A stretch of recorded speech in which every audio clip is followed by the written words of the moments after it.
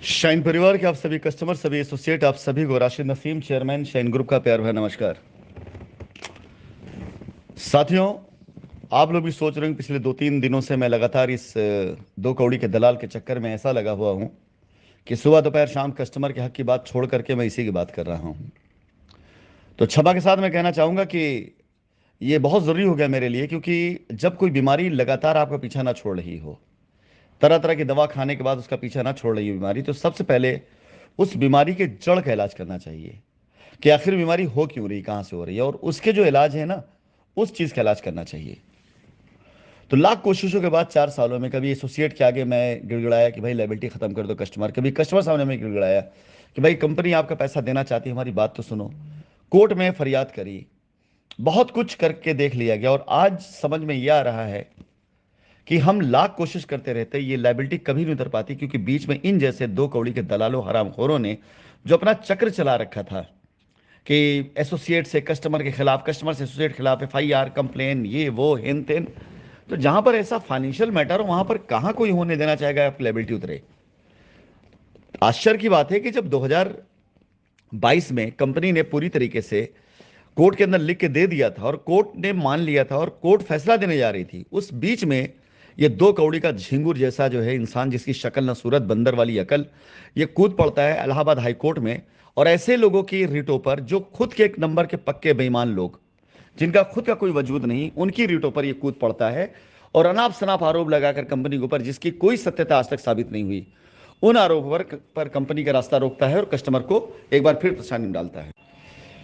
तो अब जब सच्चाई सामने आने लगी, यानी बीच से उन लोगों को हटा दिया गया, बिचौलियों को, जो इसके दलाल थे, जो इसके मुरीद थे, जो इससे डरते थे, और वो मुझसे कुछ और बात करते थे बट गुलामी इसकी करते थे। जब उन लोगों को बीच से हटा दिया गया, तब जाकर सच्चाई सामने आने लगी एक एक करके। और आज देख लीजिए कि किस प्रकार से ये आदमी मात्र कुछ दिनों के अंदर अंदर घुटनों पे आके गिरा पड़ा हुआ है। घुटनों पे गिरने मतलब ये नहीं है कि हाँ ये माफिया मांग रहा है, ये अपने हर जतन कर रहा है।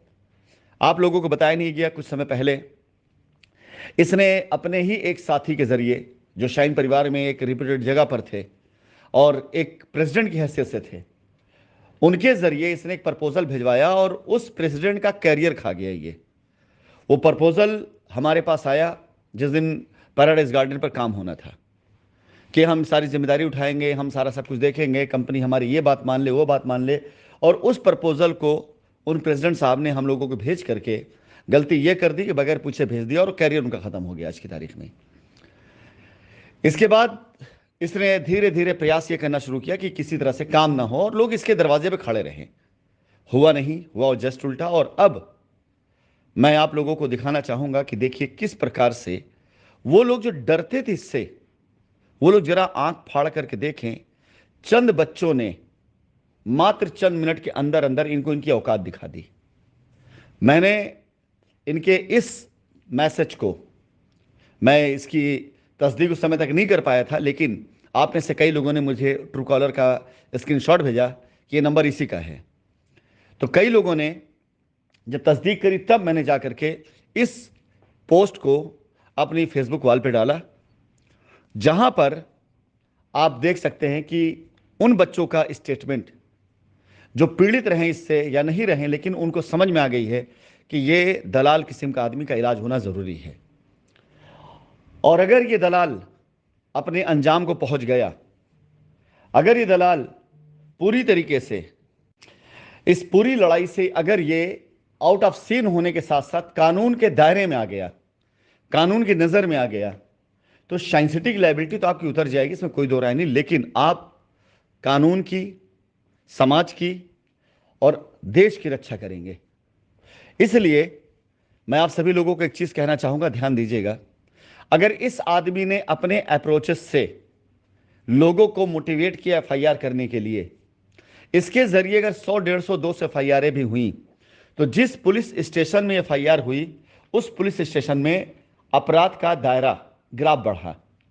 ये इसकी वजह से एनसीआरबी में, नेशनल क्राइम रिपोर्टर ब्यूरो में, नेशनल क्राइम रिपोर्ट ब्यूरो में हमारे उस पुलिस स्टेशन का नाम खराब हुआ कि यहां पर अपराध ज्यादा हुए हैं। इसके बाद अगर पुलिस स्टेशन में अपराध ज्यादा हो रहा है तो जिले में हो रहा है वो अपराध, जिले में अपराध हो रहा है ज्यादा तो प्रदेश में अपराध ज्यादा हो रहा है, प्रदेश में अगर अपराध हो रहा है तो देश का नाम खराब होता है। ये दो कौड़ी का उठाई गिरा इन सब चीजों को तो जानता है नहीं। अपने मोहल्ले से बहुत बाहर निकला तो साइंस सिटी के प्रोजेक्ट तक गया है ये। और एक बार दम भरा था नेपाल जाने के लिए, पता नहीं गया था कि नहीं गया था, ईश्वर ही जाने। और एक बार इसने दुबई का वीजा अप्लाई करने की बात करी थी। मुझे तो शक है, पता नहीं इसका पासपोर्ट है कि नहीं। बाकी इसको यह तो पता है नहीं कि इंटरनेशनल अफेयर्स क्या होते हैं। देश का नाम खाली अपने घर में बैठकर नारे लगाने से ऊंचा नहीं होता है, बल्कि देश का नाम देश के लिए कुछ काम करने से ऊंचा होता है।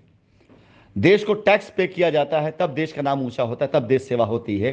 टैक्स चोरी करके, झूठ बोल करके, क्राइम बढ़ा करके, फालतू में लोगों को डरा धमका करके, कट्टे दिखा करके तुम देश प्रेम की अगर तुम बात करते हो तो अपमान कर रहे हो अपने देश की, अपने समाज की, अपने परिवार की, अपने आसपास के लोगों की।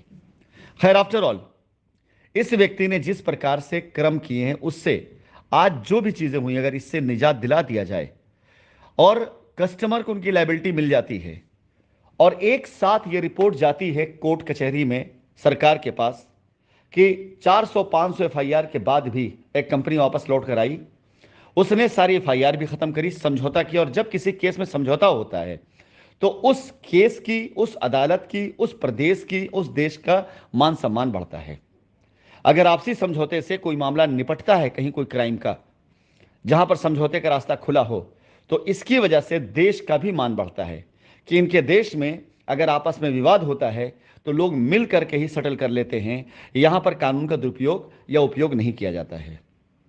हकीकत ये, इस एक आदमी के इस सीन में सजा पाने से, इस एक आदमी के सीन में आउट होने से, इस एक आदमी के इस सीन में कानून के जरिए सजा पाने से हमारे देश का, हमारे समाज का, हमारे लोगों का गौरव ही बढ़ेगा।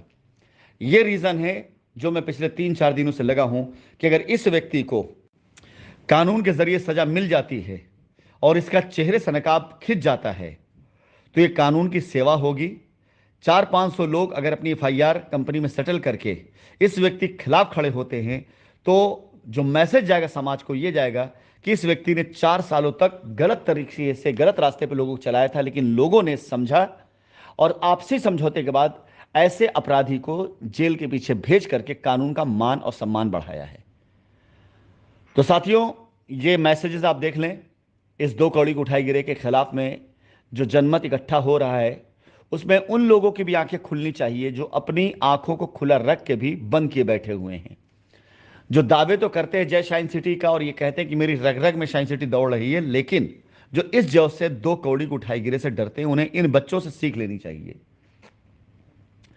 कुछ लोग ऐसे हैं जो आज करना चाहते हैं, लिखना चाहते हैं इसके खिलाफ में, बोलना चाहते हैं इसके खिलाफ, लेकिन इसके अंदर डर बैठा हुआ उन लोगों के अंदर। मैं उनको और उनके परिवार के लोगों को यह संदेश देना चाहूंगा, डरना बंद कर दीजिए।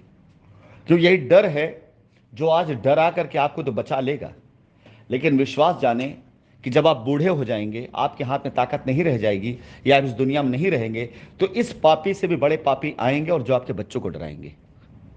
इस पापी से बड़े पापी भी आएंगे जो आपके घर परिवार में उस पीढ़ी को डराएंगे। और हो सकता है शायद आज ये जो कर रहा है छोटा अपराध हो, लेकिन इसके बाद आने वाले जो लोग होंगे या इसके प्रति लोग इससे बड़े अपराधी होंगे। इसलिए आज ही ऐसे अपराधियों का, ऐसे पापियों का सामना करते हुए, मुंह तोड़ जवाब देते हुए इनको खत्म करिए, इन्हें कानून के हवाले करवाइए, इनके खिलाफ कानूनी एक्शन लीजिए, कानून का मान सम्मान बढ़ाइए, ताकि समाज को एक साफ सुथरा, सब ईमानदार समाज मिले और आप जैसे लोगों को दोबारा जिंदगी में ऐसे लोगों का सामना ना करना पड़े और आपके आने वाली बच्चों को, पीढ़ियों का सामना न करना पड़े। खिलाफ इसके खड़े होइए, आवाज उठाइए, एक हो जाइए, एक दूसरे के साथ दीजिए। ये कमीना किसी के ऊपर भी कुछ कमेंट्स मारे, सारे लोग मिलकर इसको टूट पड़ो। अगर किसी एक व्यक्ति के खिलाफ ये व्यक्ति कुछ भी लिखता है, सारे लोगों की जिम्मेदारी बनती है। अगर आप नहीं लिखते इसके खिलाफ नहीं बोलते, तो तैयार हो जाइए, आगे ये आपकी ऐसी तैसी करेगा और सब खड़े ताली बजाएंगे, सब मजा लेंगे। और यही हुआ है पहले किसी एक बारे में कुछ लिखा गया तो बाकी सबने मजा लिया है, एक एक करके इसने सबसे मजा लिया और सबके पैसे इसने हड़प लिए हैं। आज अगर आपने इसके खिलाफ आवाज उठानी शुरू कर दी, एक दूसरे साथ देना शुरू कर दिया, ये हरामखोर अगले 10 दिन के अंदर गायब हो जाएगा सीन से।